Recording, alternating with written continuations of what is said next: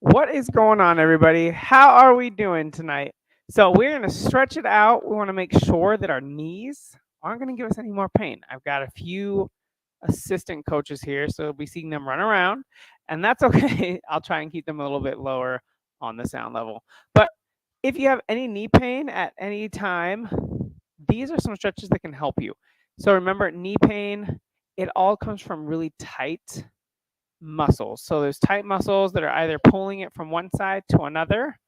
That is going to be where you are going to have to stretch. Zion, why don't you ask if you want some? Hey, Zion. Langston, do you want some? Hey, go upstairs. Ask mommy for some. All right. So then, what you want to do is we're going to go ahead and get our hip flexors stretched out, quad stretched out. We got to get the hamstrings and the calves. So all of it is going to be a breakdown of the lower body today, but these are all things you can do while sitting. So I'm going to go ahead and grab a step, and these are the things that you can do at work, you can do at home, you can do while watching TV. Okay, so I'm going to have you stand up for the first one just so we can get our hip flexors stretched out. And these are things that you can do. Now, if you need to use something to get balance, that's perfectly fine. I'm going to show you without balance. We'll see how good I do because I'm probably going to fall as well. So from here, you're going to go ahead, grab from here, you want to pull it up and you want to pull it back. And if you're that tight, you're probably only going to be here, and that's okay. Now, from here, if you're already there, I want you to push your hips forward, and not arch the back, but I do want you contracting the abs and push the hips. And here you're going to go ahead and feel the stretch going all the way up and all the way down to the knee. Okay, so this is one that can help you. And you're just going to hold this for 30 seconds. I'm not going to hold it for 30 seconds. I'm going to go ahead and switch to the next leg. So you can go ahead and pause, or you can go ahead and do it on your own. So you can go ahead and time it for that 30 seconds. All right, so then you'll just go ahead and get to the next side. Go ahead and hold it.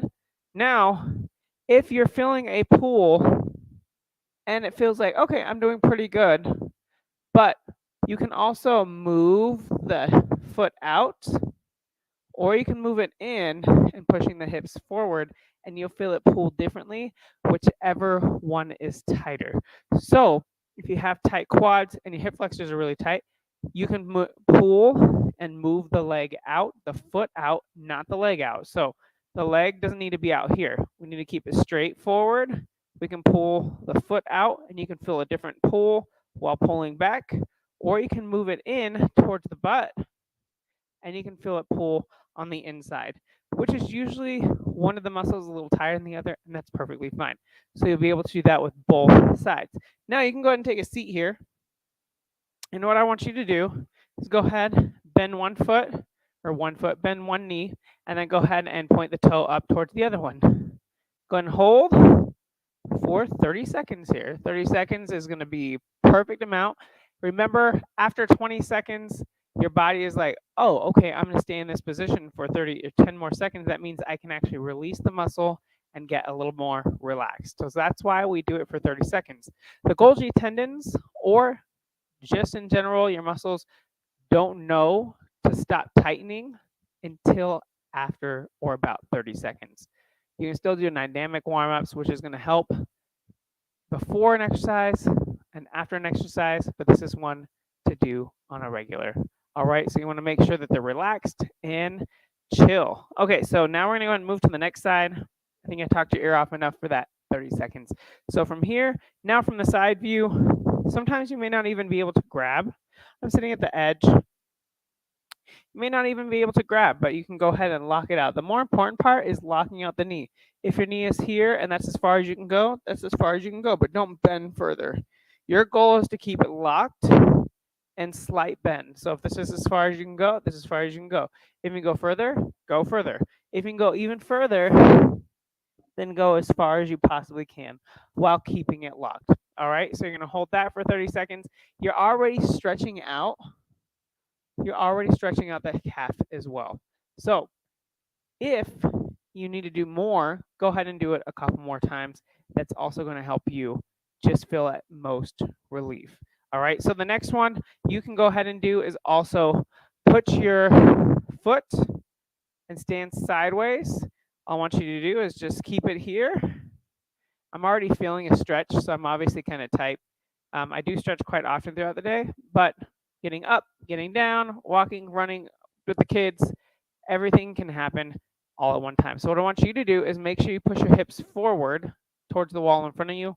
And then from here, you're just going to shift and put most of the weight on the leg that's over the chair.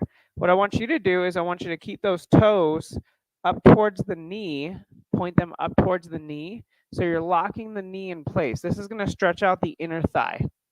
This is just going to stretch out the inner thigh. That is another part of the muscles that can be pulling your kneecap differently.